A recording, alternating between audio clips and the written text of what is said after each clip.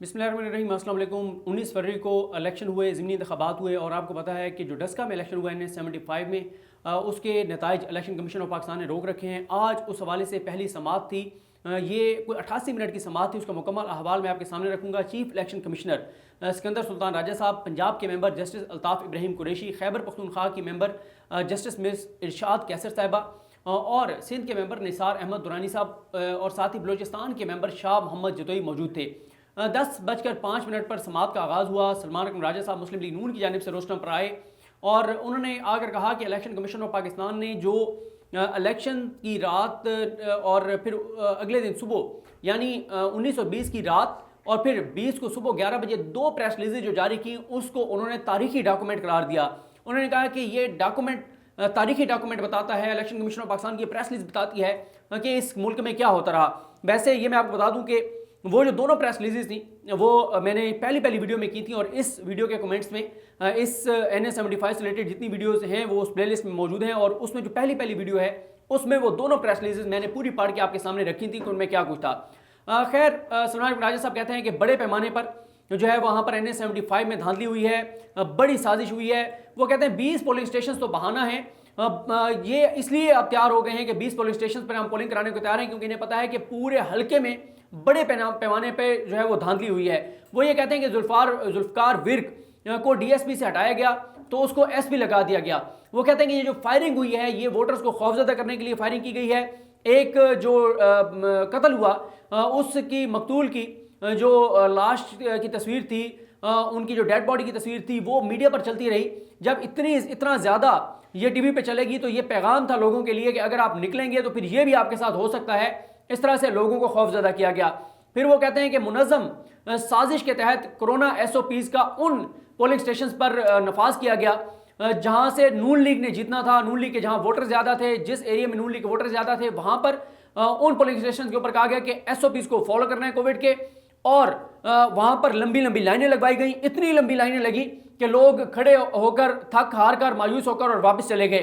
वो ये कहते हैं कि उस दिन मैदान जंग बना रहा जो NS-75 का हल्का था और इस हवाले से उन्होंने कहा कि इमरान रियाज खान जो कि एंकर हैं, यूट्यूबर हैं, उन्होंने कहा कि वो PMLN के हामी नहीं हैं, वो PTI के सपोर्टर हैं।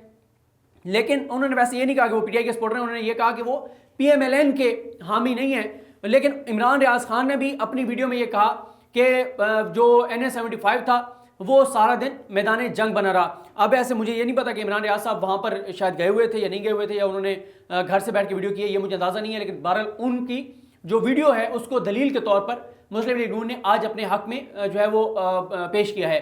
साथ ही उन्होंने ARY का जिक्र किया कि ARY के ऊपर भी खबर चली और कि मैदान जंग बना रहा। और साथ ही वो कहते हैं कि जो उस्मान डार हैं उन्होंने भी कहा कि ये एक जंग है जो हम लड़ने जा रहे हैं। उन्होंने कहा कि हैरानकुन तौर पर सारी रात जो पोलिंग स्टेशन के प्रिजाइडिंग ऑफिसर्स थे वो सारी रात गायब रहे, लेकिन सुबह मौजाती तौर पर वो अचानक इकट्ठे जो हैं वो RO के ऑफिस में पहुंच गए।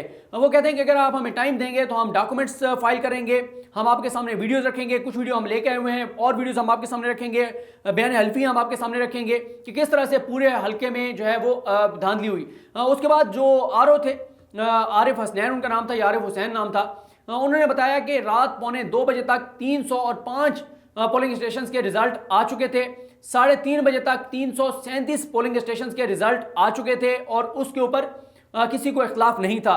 वो कहते हैं कि जो 3 मजीद आए वो भी जो व्हाट्सएप हमें पोलिंग होने के बाद, काउंटिंग होने के बाद जो व्हाट्सएप आए और जो उन्होंने पहुँच कर अमले ने हमें दिया फॉर्म 45, उसमें कोई तजाद नहीं था। यानी वो ये कहते हैं कि 340 पोलिंग स्टेशन के ऊपर किसी तरह का ना नून लीग को एतराज़ था ना तहरीक इंसाफ को एतराज़ था, लेकिन मसला सिर्फ 20 पोलिंग स्टेशन का था।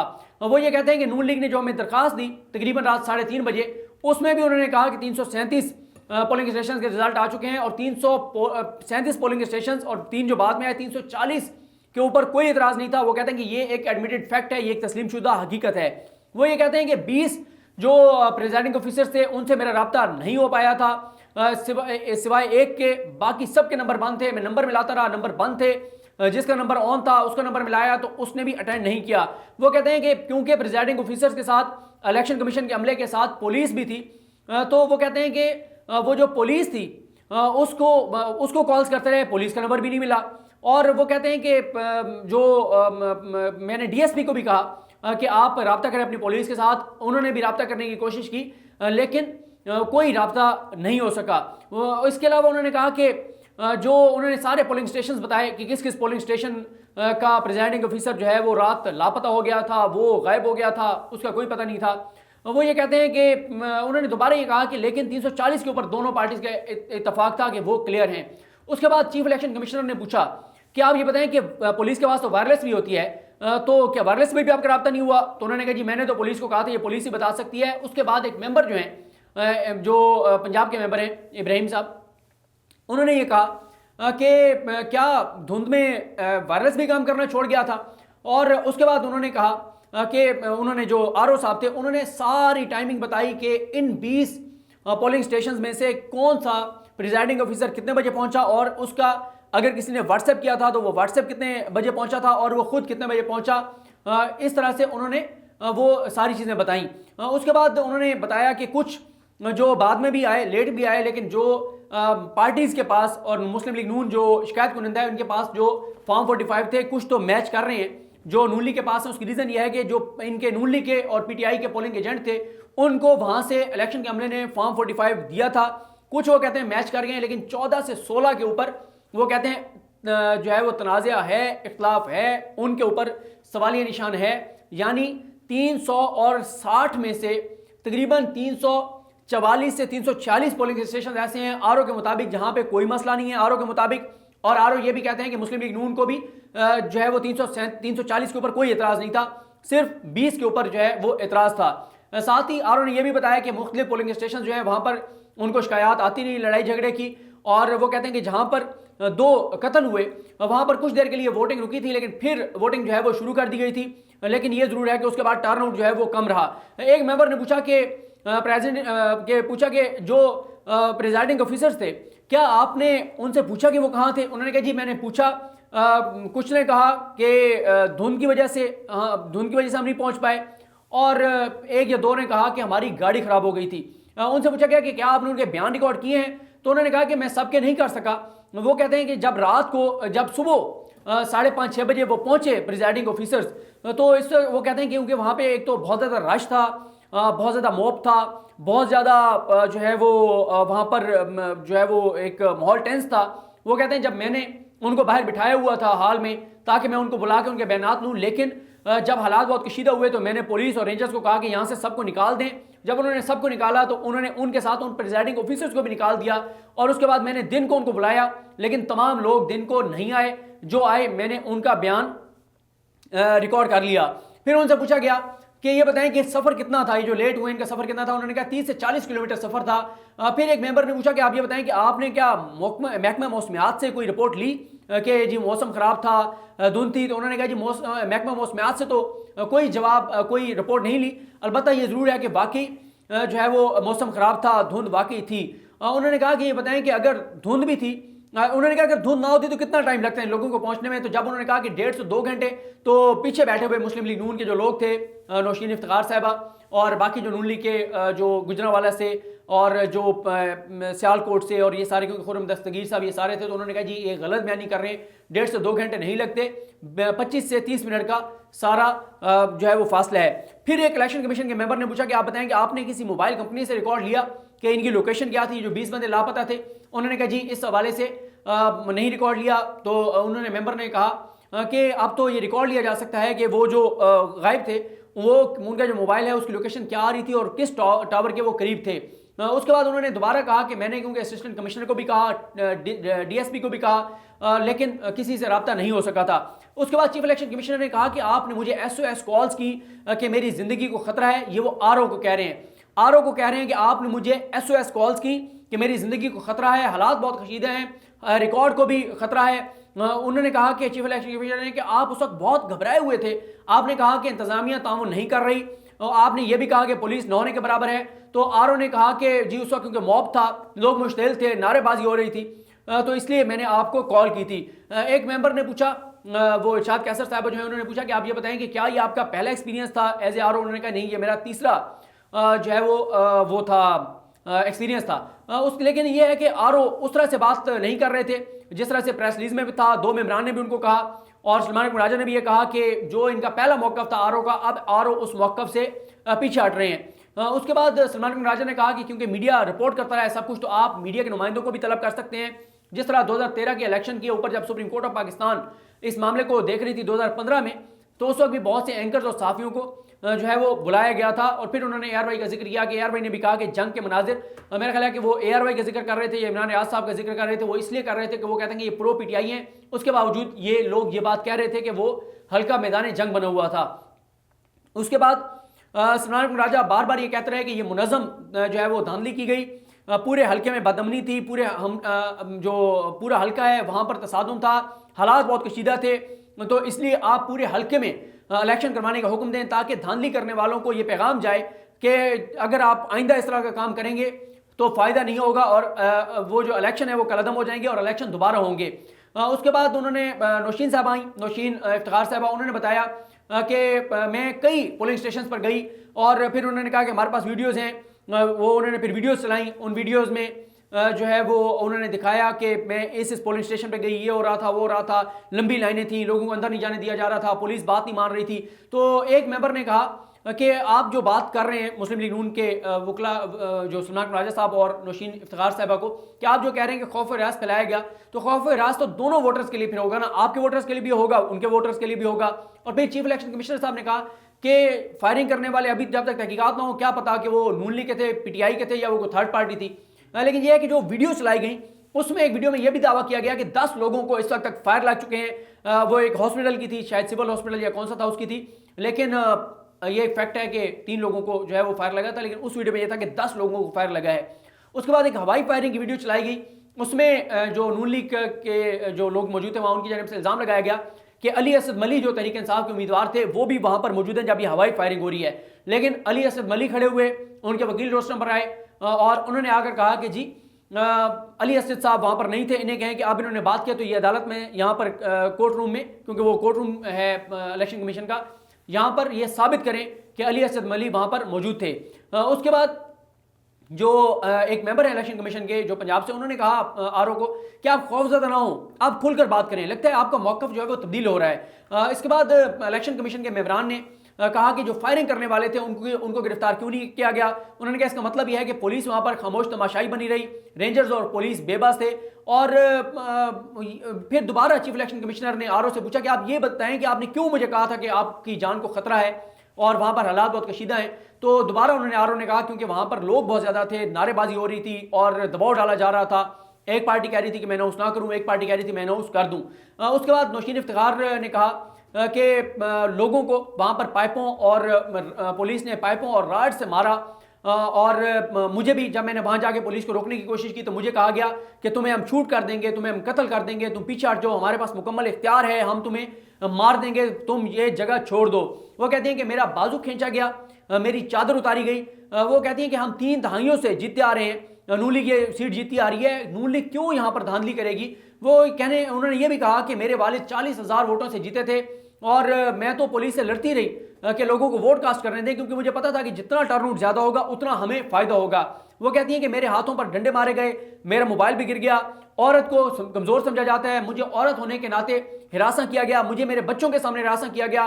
वो कहती हैं कि मैं हल्के के अवाम के लिए यहाँ आई हूँ और इंसाफ चाहती हूँ, वोट की इज्जत के लिए, और वो इस यहाँ पर आई हूँ। उन्होंने ये भी कहा कि मुझे कहा गया कि तुम औरत हो, इलेक्शन ना लड़ो, लेकिन मैंने हिम्मत की, जुर्रत की और मैंने ये इलेक्शन लड़ा। सलमान राजा साहब ने कहा कि तहरीक इंसाफ ने रियासती फंड्स का बेदरग इस्तेमाल किया, आखिरी दिन तक वहाँ मनसूबे चलते रहे, तस्वीरें आती रहीं। उसके बाद उन्होंने कहा उन्होंने दोबारा आखिर में कहा कि मैं यही कहूँगा कि आप इलेक्शन दोबारा कराने का हुक्म दें। उसके बाद तहरीक इंसाफ के जो वकील हैं अली बुखारी वो आए, उन्होंने कहा कि इन्होंने मुस्लिम लीग नून ने जो रात को 3:30 बजे दरख्वास्त दी थी, उस दरख्वास्त में ये सारी बातें नहीं थी जो सारी बातें अब ये इलेक्शन कमीशन ऑफ पाकिस्तान के सामने रख रहे हैं। और एडमिटेड फैक्ट है कि 300 आरओ भी बता रहा है कि 340 पोलिंग स्टेशन के ऊपर ना उनको एतराज़ है ना हमें एतराज़ है। तो फिर उसके बाद इलेक्शन कमीशन की जो मेंबर हैं इरशाद कैसर साहबा, उन्होंने कहा कि दरख्वास्त को आप छोड़ दें, अब हम इसका नोटिस ले चुके हैं और हम 218 आइन का आर्टिकल जो 218 है उसके तहत इसको सुन रहे हैं। तो हम तो आरओ के बयान देख रहे हैं कि आरओ जो इंकशाफ कर रहा है या जो बात कर रहा है। तो फिर उन्होंने कहा जो अली बुखारी साहब हैं कि सिर्फ 23 का मसला है और हम 23 जो पोलिंग स्टेशन हैं वहाँ पर इलेक्शन कराने को तैयार हैं। प्राइम मिनिस्टर पाकिस्तान इमरान खान साहब जो पार्टी के चेयरमैन हैं उन्होंने भी ये कहा है कि हम रीपोलिंग के लिए तैयार हैं। तो उन्होंने कहा सुप्रीम कोर्ट के फैसले भी मौजूद हैं कि इलेक्शन जो रिजल्ट है उसको नहीं रोकना चाहिए, वो अनाउंस कर देना चाहिए। और उन्होंने कहा कि इनके जो दस्तावेजात हैं, डॉक्यूमेंट जो ये पेश कर रहे हैं वो वेरीफाइड नहीं है। 3 हल्कों की वीडियोज़ को 25 वीडियोज़ बनाकर पेश किया जा रहा है। और उन्होंने यही कहा कि आप इलेक्शन अनाउंस करें, ये ट्रिब्यूनल में जाना चाहते हैं तो चले जाएं। उसके बाद अली असजद है, उन्होंने कहा कि वो जो 20 पोलिंग स्टेशन हैं वो मेरे गांव के और मेरे सपोर्टर्स के हैं, इन्हें पता है कि मैं वहां से जीतूंगा, इसलिए इन्होंने उन 20 को इशू बनाकर कहा कि आप पूरे हल्के में दोबारा इलेक्शन कराए जाएं। उन्होंने कहा कि इनके पास भी फॉर्म 45 है, मेरे पास भी फॉर्म 45 है, हमें हमारे जो पोलिंग एजेंट्स थे उन्होंने भेजे हुए हैं मोबाइल पे, इन्हें भी हमें भी। तो उन्होंने कहा अली असद ने कि हमें तो यहाँ अगर पता चला कि इनका केस क्या है, इन्होंने क्या बातें की, हमें तो पिटीशन भी अब मिली है। और साथ ही उन्होंने कहा कि मरीम साहिबा ने जिन लोगों के नाम लिए उनके ऊपर FIR मौजूद हैं। और उन्होंने कहा कि जो जहाँ वो मरीम साहिबा ने जाके जो वहाँ पर जो कहा कि एक कारकुन हमारा शहीद हुआ है तो उसका वो जिक्र कर रहे थे कि उस वीडियो में आखिरी 10 सेकंड सुनने वाले पता नहीं उसमें वो बता रहे थे, मुझे समझ नहीं है वो क्या कहना चाह रहे थे। वो कहते हैं कि मुझे तो ये भी नहीं पता था और नहीं पता कि ये किन किन जगहों का कह रहे हैं। तो इस पर जो इब्राहिम साहब हैं उन्होंने कहा कि आप ऐसे ना करें, ये कैसे हो सकता है कि आपने वहाँ पे इलेक्शन लड़ा है, इतने दिनों से मसला चल रहा है और आपको पता ना हो कि किन पोलिंग स्टेशन का मसला है, आप सच्चाई के ऊपर हैं।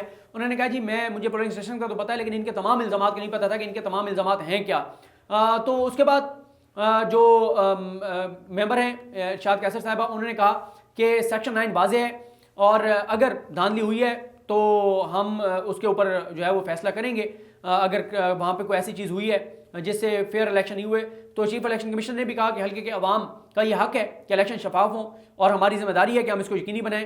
अगर बेज़ाब्तियाँ ना हुई तो हम देखकर इलेक्शन का ऐलान कर देंगे, वरना हम चंद पोलिंग स्टेशन पर या पूरे हल्के में दोबारा इलेक्शन का कह सकते हैं। तो इस पर उन्होंने कहा, जो वकील थे अली बुखारी PTI के, उन्होंने कहा जी हमें टाइम दें, हम कुछ डॉक्यूमेंट्स जो हैं वो फाइल करना चाहते हैं। तो उनसे पूछा गया कि आपको कितना टाइम चाहिए। उन्होंने जब कहा 1 हफ्ता तो सबको हैरत हुई कि 1 हफ्ता उनको क्यों चाहिए। तो इलेक्शन कमीशन ने उनकी ये इस्तदा मुस्तरद कर दी, 1 हफ्ता आपको नहीं दे सकते। तो उन्होंने कहा जी मैं इसलिए 1 हफ्ता मांग रहा हूँ, उसकी रीज़न ये है कि मैं वेरीफाइड डॉक्यूमेंट्स दाखिल करना चाहता हूँ, नून लीग की तरह नहीं कि इन्होंने बहुत सारे बकौल उनके बोगस डॉक्यूमेंट्स भी फाइल किए हैं। लेकिन इलेक्शन कमीशन की जानिब से कहा गया कि ये तो 1 हफ्ता बहुत ज़्यादा है, हम इतना अरसा ये नहीं डिले कर सकते। और फिर उन्होंने कहा कि जी मैं आज ही कैसे वहाँ डस्का जाऊँगा, आज ही मैं कैसे अप्लाई करूँगा, कैसे मुझे फ़ौरन डॉक्यूमेंट्स मिलेंगे। तो फिर पीछे से जो नौशीन इफ्तिखार साहब थी उन्होंने कहा उसी तरह से आप लेके आएँ जिस तरह मैं लेके आई हूँ। तो फिर उनको अब ये कहा गया कि कल तक आप डॉक्यूमेंट्स फाइल करें और परसों जुमेरात को 25 फरवरी को इस हवाले से समाअत होगी। लेकिन ये उसके बाद एक नया इसमें मोड़ आया, क्योंकि पहले ये कहा जा रहा था जो तहरीक इंसाफ के वकील हैं उनकी जानिब से कि जब हम अपने उनको पोलिंग एजेंट्स को बुलाएंगे, उनसे फॉर्म 45 लेंगे तो हमें टाइम लग जाएगा। ये बड़ी कमज़ोर उनकी दलील थी। और यहाँ पर मैं आपको ये भी बता दूँ कि बड़ा जो है वो कमज़ोर केस अपना पेश किया तहरीक इंसाफ के वकील ने, उनकी तैयारी बिल्कुल नहीं थी। जबकि सलमान मकन राजा साहब ने बड़ा ज़बरदस्त अंदाज से अपना केस लड़ा। वहाँ ज़मीनी हक़ाइक़ कुछ भी हो, अदालत आपका केस जितना मर्जी मजबूत हो, अगर आपका वकील कमज़ोर हो तो आप केस हार जाते हैं। और आपका केस अगर ज़मीनी हक़ाइक़ उसके मुख्तलिफ भी हों लेकिन वकील तगड़ा हो और सही केस अपना लड़े तो बहुत से हमने देखे वो केस जीत जाते हैं। लेकिन सलमान मकन राजा साहब ने आज ज़बरदस्त अपना केस लड़ा, एक पूरा जिस तरह से एक अपना केस बिल्ड करते हैं उन्होंने बिल्ड किया, उन्होंने दलाइल दिए, उन्होंने हवाले दिए। लेकिन तहरीक इंसाफ के वकील की बिल्कुल तैयारी नहीं थी और उनके बड़े आम से दलाइल थे। मतलब एक मौके के ऊपर बावजूद इसके कि जब वो देख रहे हैं कि RO खड़ा होकर बड़े इंकशाफात कर रहे हैं, बहुत चीज़ें कह रहे हैं, लेकिन जो वो है वो कह रहे हैं कि जी आप इलेक्शन अनाउंस कर दें और रिजल्ट अनाउंस कर दें। मतलब उनकी कोई तैयारी बहरहाल नहीं थी जो बुखारी साहब है उनकी। तो उसके बाद अब उनको ये कहा गया, क्योंकि इरशाद कैसर साहब ने कहा कि आपको तो ज़्यादा जल्दी होनी चाहिए, आप कहते हैं हम जीत गए, आप जल्दी जल्दी डॉक्यूमेंट्स दें, हम फैसला करें, आपका नोटिफिकेशन हो जाएगा अगर चीज़ें क्लियर होंगी तो फिर एक मेंबर ने कहा कि आज तो धुंध भी नहीं है, आप जाएं और जाकर ले आएँ। तो अब अच्छा हाँ, जो नई बात हुई वो ये हुई कि अली असद साहब ने कहा कि मैं तो लिख के दे चुका हूं कि मुझे इलेक्शन कमीशन के फॉर्म 45 पे यकीन है, तो फॉर्म 45 जो इलेक्शन कमीशन के हैं उसी के ऊपर आप फैसला कर दें। तो अब जो अली असद साहब हैं, जो अली असद मली साहब हैं, वो और उनके वकील कल जो डॉक्यूमेंट जमा कराना चाहते हैं वो डॉक्यूमेंट जमा कराएंगे और परसों ओपन कोर्ट रूम में दोबारा समाअत होगी और उस समाअत में देखते हैं कि परसों ही फैसला हो जाता है या आगे कहीं जाता है। तो इस हवाले से जो है वो परसों का दिन इंपॉर्टेंट है। देखते हैं क्या दस्तावेज़ात तहरीक इंसाफ की जानिब से लाए जाते हैं और वकील वही पेश होते हैं या कोई और वकील पेश होता है या उनके वकील कितनी तैयारी के साथ पेश होते हैं, ये अब परसों ही पता चलेगा। मुझे अपनी दुआ में याद रखिए। अल्लाह हम सबका हामी नासरो। अल्लाह हाफिज़।